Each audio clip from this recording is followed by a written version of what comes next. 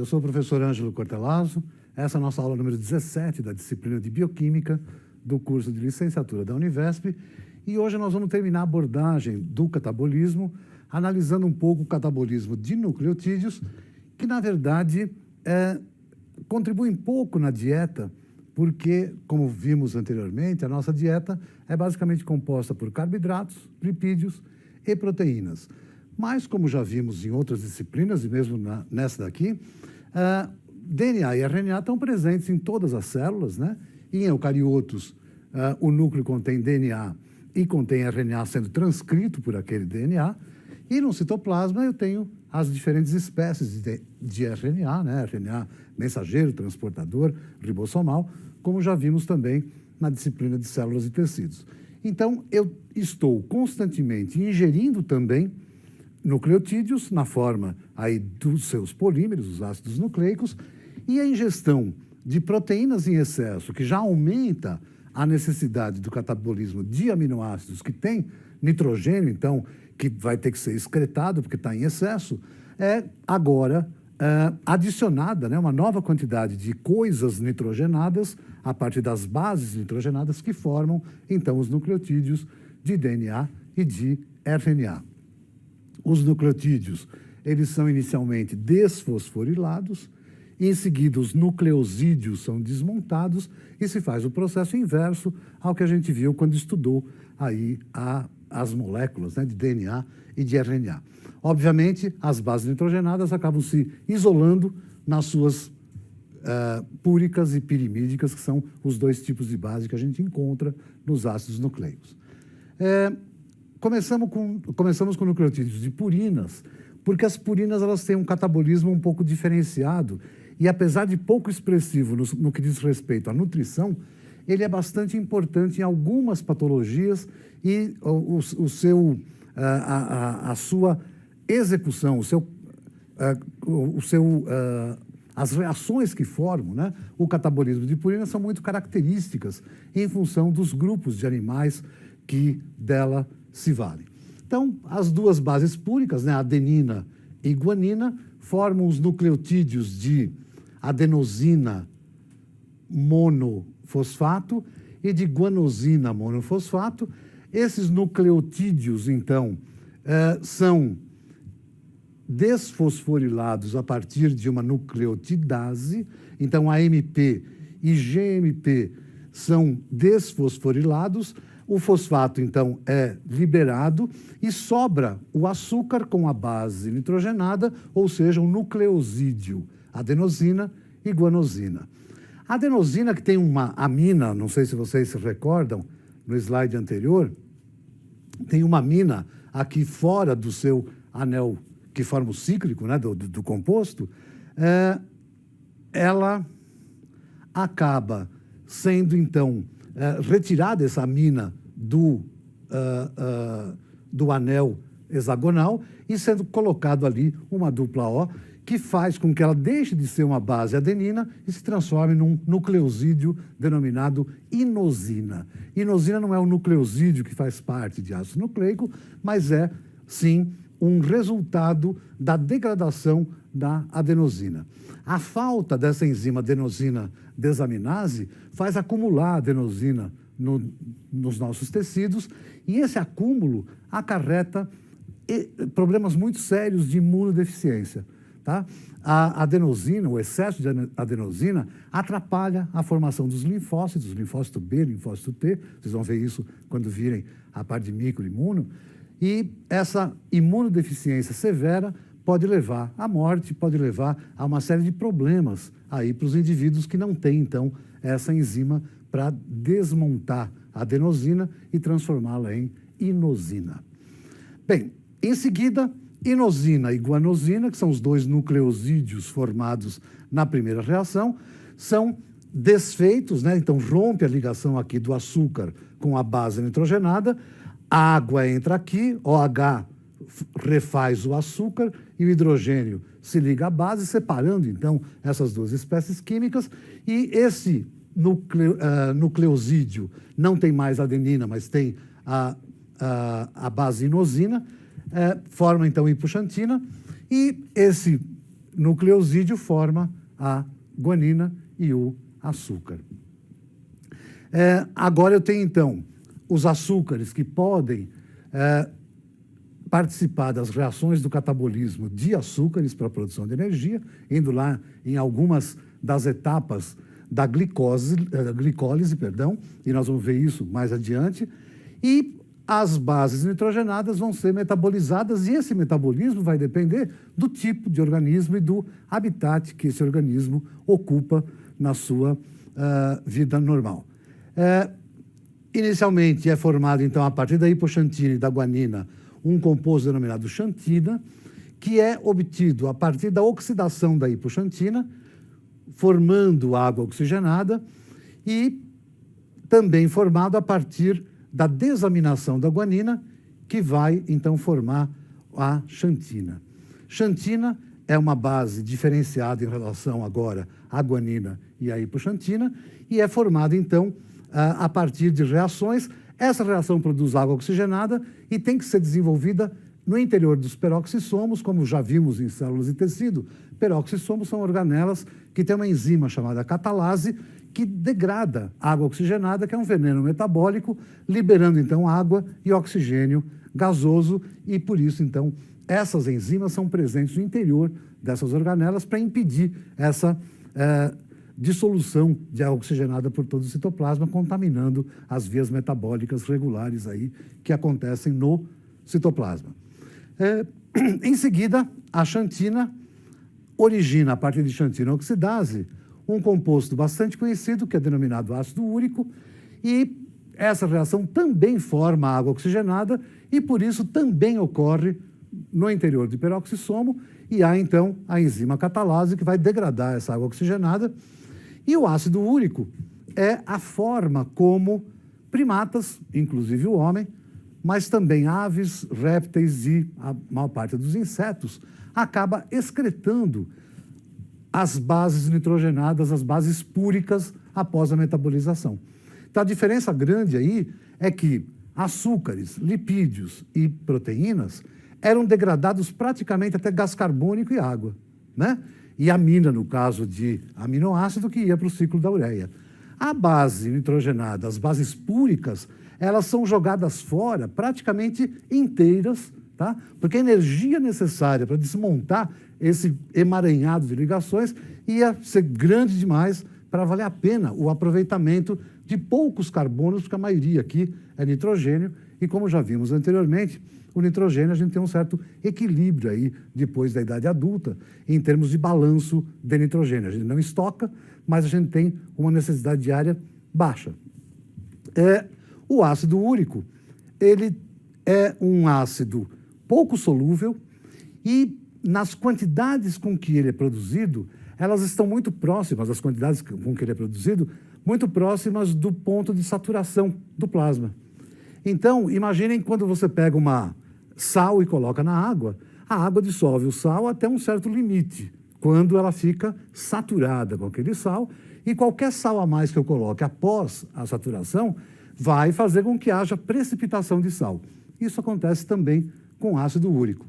Então, o ácido úrico, que é excretado pela urina, mas também pela sudorese, a sua concentração normal está no limite da solubilidade, e qualquer excesso pode levar a uma precipitação. E os cristais de urato, que precipitam por não conseguirem se dissolver no nosso plasma, eles acabam se acumulando, especialmente em cartilagens e especialmente em cartilagens das articulações. As nossas articulações são revestidas por uma camada de cartilagem que ajuda a proteger, né, os ossos do atrito, né, dadas as características biomecânicas, né, do tecido cartilaginoso. E quando essa cartilagem começa a receber esse urato, cristais de urato, acaba ocorrendo uma inflamação nesse local, e essa inflamação causa dor, e essa é uma patologia conhecida com o nome de gota, que se manifesta normalmente nas articulações do dedão do pé, mas que, com o tempo, podem se espalhar por todas as articulações e levar a dores bastante grandes no indivíduo, e por isso, muitas vezes essa doença é combatida com fármacos, né, que acabam inibindo a produção da xantina oxidase, quer dizer, a produção de ácido úrico. Ele impede que a xantina oxidase atue e, portanto, xantina e hipoxantina não se transformam em ácido úrico. Como xantina e hipoxantina são compostos mais solúveis, acaba não havendo acúmulo de ácido úrico e, com isso, não ocorre precipitação, cristalização e, assim, não há inflamação. O excesso de formação de ácido úrico, seja por um déficit de excreção, seja por excesso de alimentação.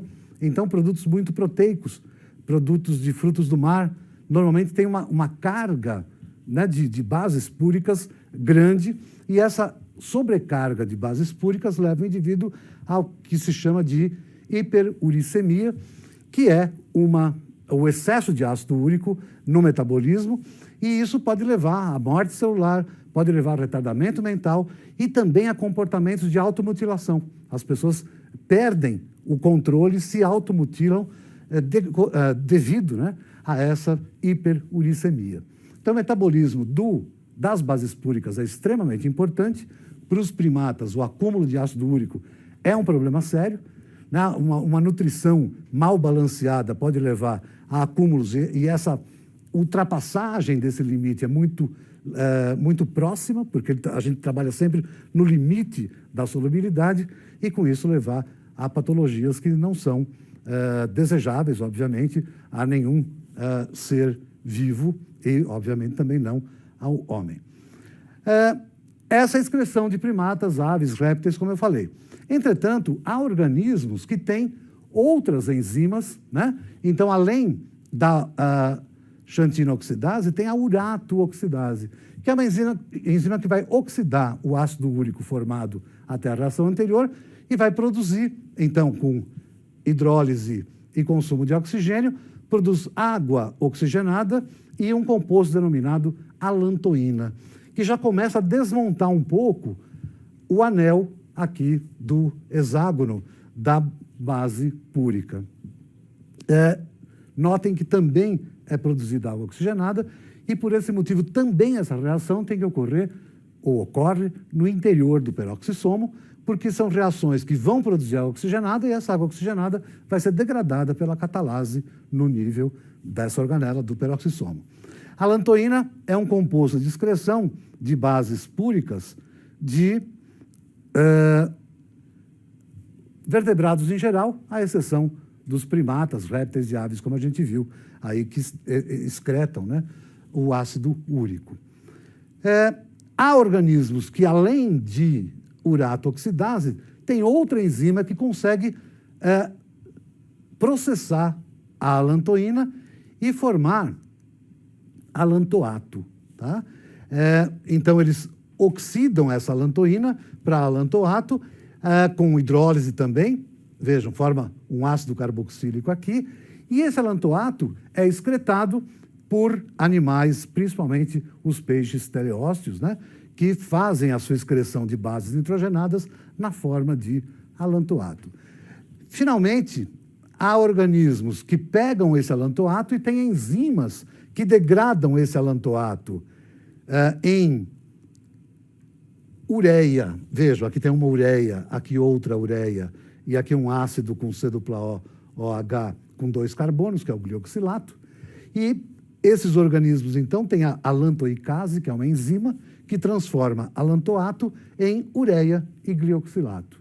Esses organismos que conseguem fazer isso excretam o nitrogênio na forma de ureia, mesmo não apenas aqueles das proteínas, mas também aqueles vindos das bases púricas, e são anfíbios, peixes cartilaginosos, de forma geral.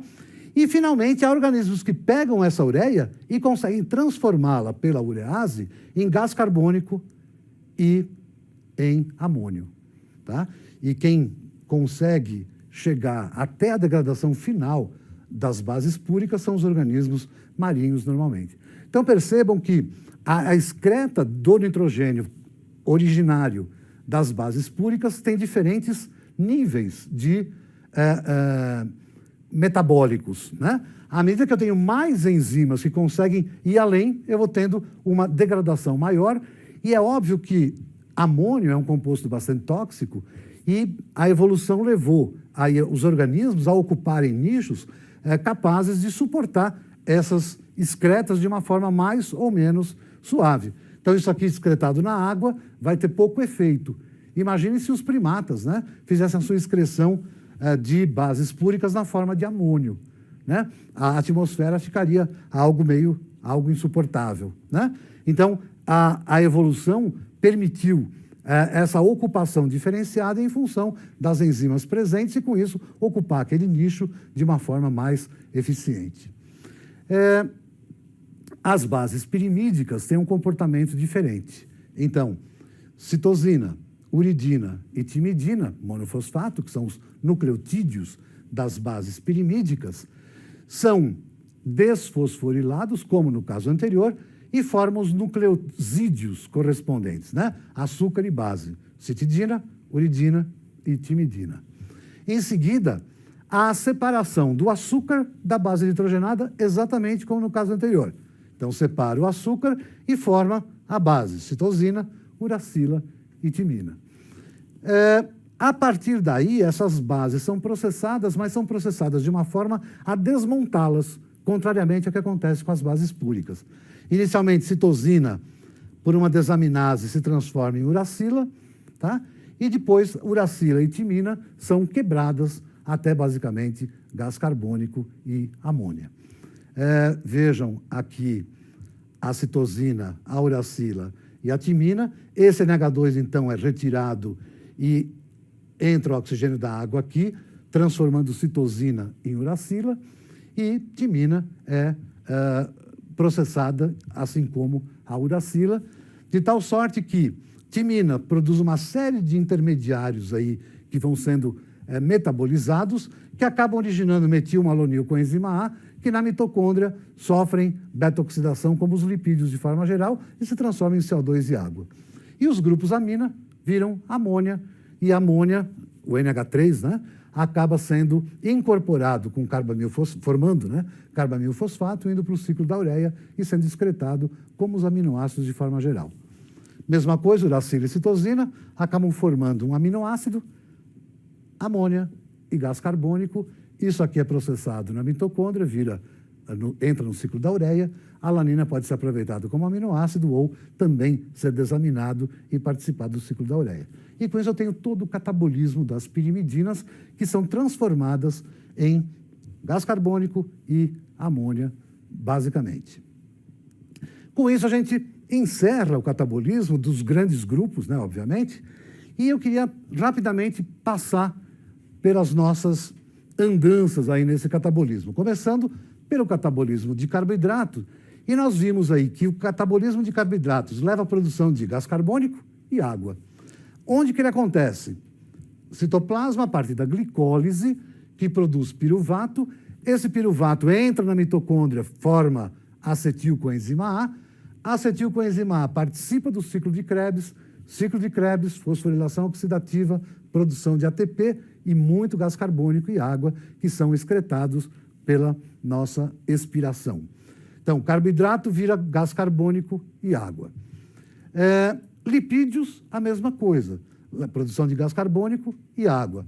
Como é que isso ocorre? Como vimos, primeiro eu quebro o triglicéride em ácido graxo e glicerol. Glicerol é processado, entra na glicólise e passa mais ou menos por esse caminho dos açúcares. E os ácidos graxos entram na mitocôndria, sofrem aquelas reações da beta-oxidação até formação de acetil-CoA. Acetil-CoA entra no ciclo de Krebs, fosforilação oxidativa, e eu tenho, então, produção de energia, tanto por açúcares como por lipídios, a partir dos seus esqueletos de carbono, hidrogênio e oxigênio. As proteínas também produzem gás carbônico e água.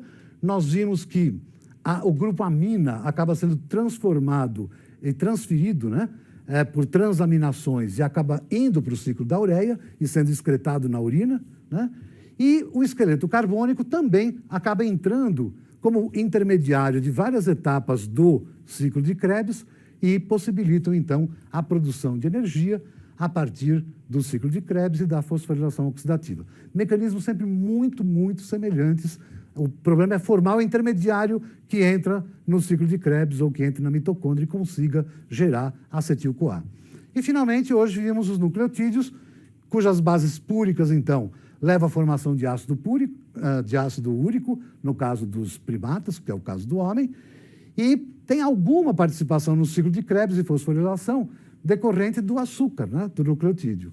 A mesma coisa, bases pirimídicas, também levam à produção de gás carbônico, água, lembrando que a ingestão de nucleotídeos é insignificante se comparada com aquela de proteínas, açúcares e lipídios na produção de energia e, portanto, na garantia, né, da energia para manutenção da vida através das reações do catabolismo, que, grosso modo, nós vimos aí nas últimas 5 ou 6 aulas. Tá? Eu espero que vocês revejam essas aulas e que comecem a montar um corpo de conhecimento integrado de como as coisas vão ocorrendo no nosso organismo, como estão acontecendo nesse minuto. Eu estou respirando e a minha respiração está quebrando açúcar, está quebrando lipídio para a produção de energia, para que eu possa estar aqui me movimentando e falando com vocês.